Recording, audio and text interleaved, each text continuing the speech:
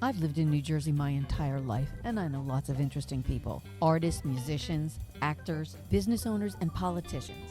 So my goal is to introduce some of the most interesting people who have ties to New Jersey. Either they live here, they work here, they went to school here, whatever tie I can think of. Many of these people are not well known even in New Jersey, but I'm going to change that because I'm Lucille Losapio, and this is the best of not so famous in New Jersey. I met Bridget Larson when Gary started playing with the Bayshore area band Madison Avenue. This is the band Bridget fronts, but she's also a songwriter, a singing instructor, a musician who plays several instruments, and of course, an incredible singer. And she's a really spiritual person as well. Although I've spoken to Bridget on several occasions, this is really the first time we really got to sit down and talk and get to know each other. Thank you for coming, Bridget. I am so happy to be here. Now, are you still Bridget Larson, or you're... Well, I am Bridget Larson Cacapardo. That's my married name. But I do still go by Bridget Larson just because I'm more known in the area for that. You have your fame to think about. Right. Absolutely. So you are in a band now, Madison Avenue. Yes. In which you are the only female. I am. What is it like being the only woman working with a bunch of middle-aged men? I would say I'm the rose among the thorns. That's what they always say. A few years ago when I was single, I was dating, and they were like all my big brothers. It was so cool. They'd be like, well, are you bringing this new guy around? You know, well, we're going to check him out. You know, everybody in the band was like concerned because they just wanted me not to get hurt. And I really thought, oh, well, this is cool. I have such a great camaraderie with them. I love it. I don't know. You're kind of one of the guys when you're a singer. How did COVID affect not just your career, but your new role as a married woman? Oh, well, that's a very interesting question. Where do I start? Honestly, I think the whole COVID thing, for me being, you know, a self-employed musician full-time in many different ways, that alone just was crazy for me because I'm used to being one-on-one or in front of people. I am stimulated by conversation and, you know, and all of that. So I was in the dumps. Like it was crazy how quick it happened for me too. I remember I would just think, okay, well, what am I going to do? Like I didn't realize the impact that relating with other people has on me on a regular basis. Yeah. And then the lack of that just really did. And it was funny because my husband works in the food industry, so he had to work. When we first dated, we were out on the deck one time and he said, oh, you're cold, let me get you a sweatshirt. So he got me this sweatshirt and it was big and cozy and whatever. Well, I'm telling you, he would come home every day and I'm in that sweatshirt. And eventually he's like, baby, are you ever going to take that sweatshirt off? I'm like, yeah, I take it off at night. Like, just leave me alone. He got to see that part of me that I didn't even know was in there. Yeah. It was sort of a vulnerable time for me. It's unusual to be in that vulnerable of a position in the very first year of your marriage. I found that I was so busy, I was like, I couldn't fit everything in I wanted to do. Yeah. And I would have like 5 projects going at once. That's great. And so, of course, like I don't finish half of them. I mean, I did do a lot of that cleaning out stuff in the beginning. And then my husband would say to me, well, why aren't you writing music? Like, now you have all this time. Write music, concentrate on music. And I would say to him, but you don't understand. You have to have some sort of a impetus, some exactly. motivation. There's got to be some inspiration, whether it's sad or happy. And then one day I remember thinking, he's so right. Like, just sit down and do something. And I ended up writing a lot of really kind of unique, cool songs that I'm happy with. And great. I'm never happy with anything I write. Most of the artists that I've been interviewing have had their creative life as a second career. But performing and teaching is really how you make your living, right? It really is, yep. And it wasn't always like that. I was in the corporate world for a long time. I was in sales. Oh. Yeah, so I traveled a lot, and I loved people. What did you sell? I sold flavors. It just wasn't me because first of all, I don't really like to put chemicals in my food, and a lot of it felt like that. I kept thinking, well, I'm not honoring myself if I'm going against what I believe, you know? Right. That was part of it. But I was miserable. I ended up finally just making it official. Like, I just quit everything. It was through a long process, Sure. Of course, a long journey. So then I started teaching. I have my own teaching studio where I teach voice, piano, guitar, and ukulele, and sometimes songwriting, depending on the situation. And then, I'm in a lot of different bands. I do my own thing solo and trio and duo with my husband and, of course, Madison Avenue. And then I also work for a church. So I do music for a church, which I've done for years, which I did a lot of music ministry over the years. So it's been a huge blessing. Do you teach violin? I don't. Oh, Why, because do you I wanna bought take it? myself a violin, Really? and I was trying to teach myself, but it's like really hard. I know, because I bought myself one too with the intention of getting somebody to teach me. Yeah, and the thing was, when you have nails, you really can't play the violin with nails, No, you know? sorry, those are going to have to come off. Yeah. I love teaching. I never thought I would like it, and somebody recommended that I do it, and I said, well, I don't know what I'm doing, and then it was funny because I kind of got in a situation where I had to, and it really upped my game. And I didn't realize, I think it's like anything else in life, I didn't realize how much I knew until I had to teach it or discuss it. And it was super fun to help people with their craft. It's just cool when you know something that's going to help them and then you see it work instantly. That's what I love about teaching. And I also learned everybody's so different the way they learn, you know? And I remember when I was taking piano lessons when I was a little kid, that teacher couldn't care less about the way I learned. She just wanted to teach me what she normally does and sit there and take her money. I'm not trying to say she was a horrible person, but she just didn't take the time. And I quit. So I like to try to figure that out, because then you can really help somebody, and people can be amazing if they get the right tools. Yeah, and that's it. And I really like teaching too, because like you figure out the person, and then you just find like what is it that's going to incentivize them, hook onto that one thing, and they're like, and all of a sudden you see the light. And when you're talking about music, particularly voice, in my experience, it's very, very personal, because your instrument is literally your body. Yeah. And there's so much that goes into it as far as your ego, and you're second guessing everything, and so it's kind of amazing. Like a lot of my older people, especially, who come to me, we end up having like a therapy session half the time, because they're crying and and I always tell them, like, this is your self-discovery, and there's no wrong until I always encourage people just to like release everything. I'm your helper, not your critic. Right, exactly. I mean, I'm going to assess and try to figure out how to help you, but it's just fun because you have to let your guard down. So, of course, I have heard you sing many times since Gary plays drums in Madison Avenue. Yes. But I know that rock and roll isn't the only music that you sing. No. You have a huge investment in Christian music. Yes. Tell me about your album. It was in 2010. I put out an album. It was a labor of love, I tell you. Worked really, really hard on it. But it did get some critical acclaim, which was nice. It did win an award, which was amazing. People's Choice Award for Independent Music Awards. Wow. But the bad thing is and I laughed, but I was like, I didn't even get to wear a dress. Like, they had no ceremony at the time. I was like, come on, I want to wear a dress. But aside from that, it didn't really do anything, because I didn't really try to, you know what I mean? You have to market it. Yeah, and you have to be signed. I did get some nice radio play from it because of the award. That was really great. But it's not even about that necessarily. It was a labor of love, produced really well. I had some amazing musicians on it. In fact, Leon and her mom sang on it, and that was her mom's last recording. And her mom, I mean, it was pretty intense because her mom was pretty sick at the time. But and they made that album. I mean, they're on 2 songs, and to me, it was like iconic to have them. You are worthy to be praised. You are mighty. You are mighty in this place. You bring light into my darkness. The one and only. What was the name of the album? He Is. Is it on Amazon? Yeah, it is. It's on iTunes. It's on my website. Well, I kind of changed my website because I'm doing a lot more of the rock stuff now, so I'm geared up more towards that. Now, if you look at Christian music versus rock music, secular music can be really sexual. So how do you reconcile that? Well, that's a great question, and I think for a lot of years, I just didn't. I would change words a lot of times in songs, and I still do.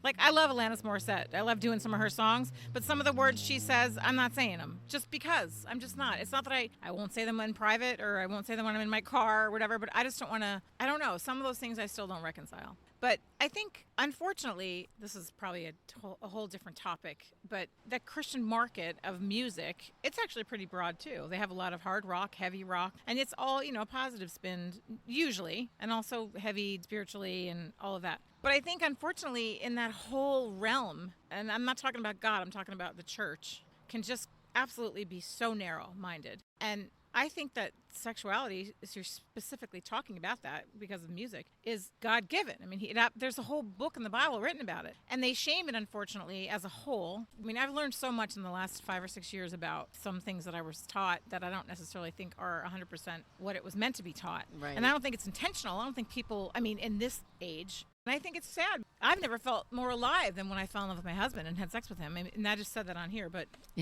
for real. Like, I was just like, oh, this makes total sense. God made that. Like, this, to me, God made sex to be celebrated. Right, right. It wasn't something to be ashamed of. Of course not. And it's like literally a need, like eating and drinking. I mean, it is. Now I've reconciled that. So, like I said, some things I won't sing, but for the most part, I don't know, whatever. You told me once that you were getting some pushback from people that were kind of turned off by your Christian music. Oh, I did tell you that? Oh, that's so funny. Yes, I had some people in my life say, why don't you take your Christian music off your website? Because it doesn't represent what people in the clubs and stuff want to hear. And I said, well, that's fine. Like, Yeah. I get it. Like, I get what you're saying, except for they don't have to hear that. I'm not going to play my Christian music in the club. I think this was because there was some talk of like one of those shows was going to take a looking at me, and they didn't want them to see that. And I thought, well, that's stupid. It's totally foundational for me and a huge part of my journey. And I traveled all over the country doing Christian music with other women and doing amazing things and learned so much about myself musically. Mm-hmm. And even about my faith and about what you're talking about, the sort of narrow-minded thing. Like, it helped me see a lot of things I wouldn't have seen if I was just sitting in my little home church. And I've worked for churches for years. Now, as everyone knows, this country is very divided right now. Many people are protesting against police violence in the BLM movement. Others are demanding the right to ignore the safety precautions that some governors have mandated. Of course, now that's calming down a little bit. Yeah. So what role do you think music can play in bringing these two diverse groups closer together? Well, I think music is a universal language. That I learned, especially traveling across the world. And if I go back to my Christian music roots, I remember being in environments that couldn't understand a word we were saying. Like, we were in Spanish-speaking countries that were very poor and didn't understand English. And the response to the music was exactly the same as it was when they understood the words. So I think if we could pull off all of those opinions with music, it would be great. Yeah. I wish music would stay out of it, but people with a voice will speak. And I guess that's part of the reason why people want a voice. Yeah. Now, I know you're a singer and you're a guitarist, but before my next question, I want you to talk about the other instruments you play, because you play a lot of instruments. Well, I don't know about a lot. Yeah. What is that? You play the flute. I play the flute.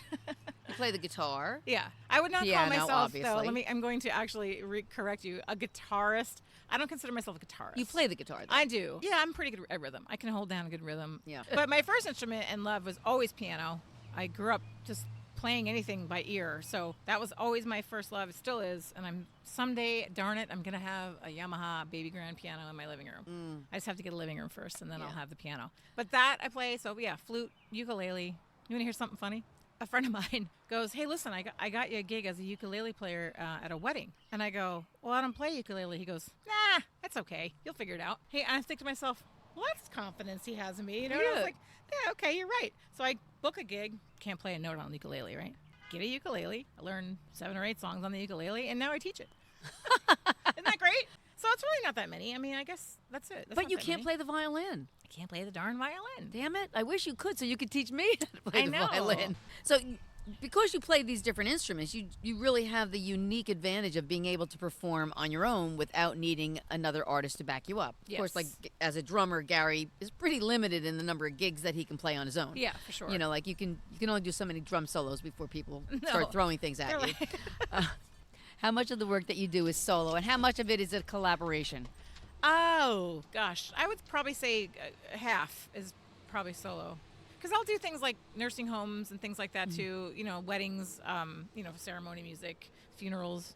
That's always just me and a piano usually. And then, like I said before, I do have my husband play with me. He plays bass. Yeah, and he loves to play, and he's learning so much. He's very teachable. So it's cool because it's great to do it together.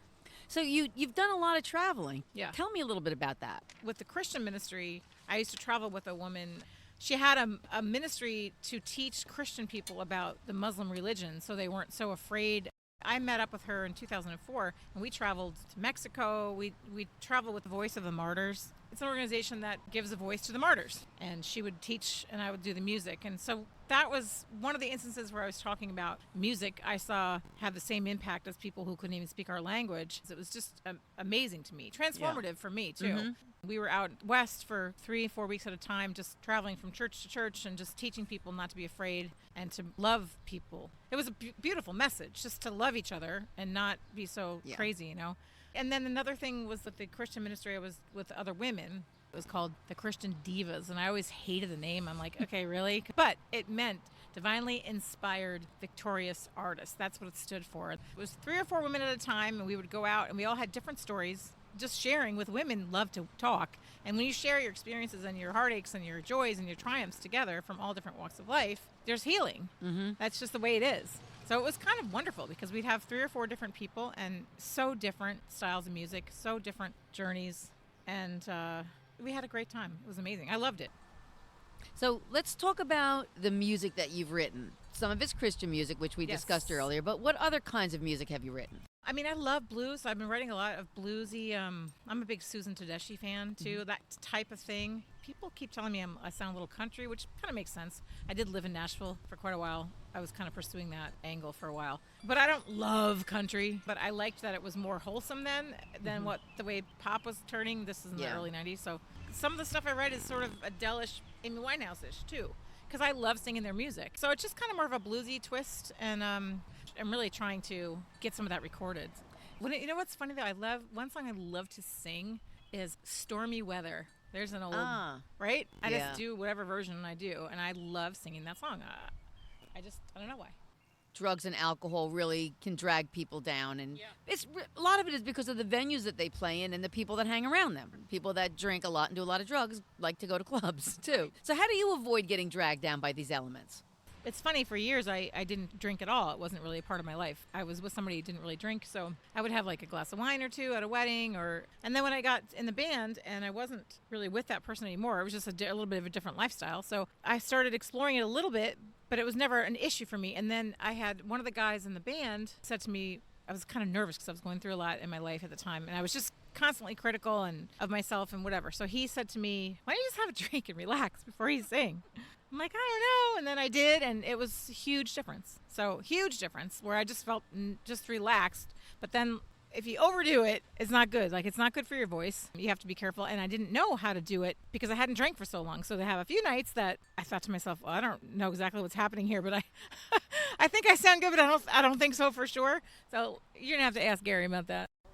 So as I mentioned to you before, as I've mentioned to everybody, I love karaoke. Not because I'm a good singer, but because people are forced to let me sing. And now that I have you here, I want to sing a song with you. Okay. Yep. Some boys kiss me, some boys hug me. I think they're okay. Okay. If they don't give me proper credit, I just walk away. They can beg and they can plead, but they can't see the light. That's right. 'Cause the boy with the cold hard cash is always Mr. Right. 'Cause we are living in a material world, and I am a material girl. You know that we are living in a material world, and I am a material girl. We were talking about you teaching music and teaching singing.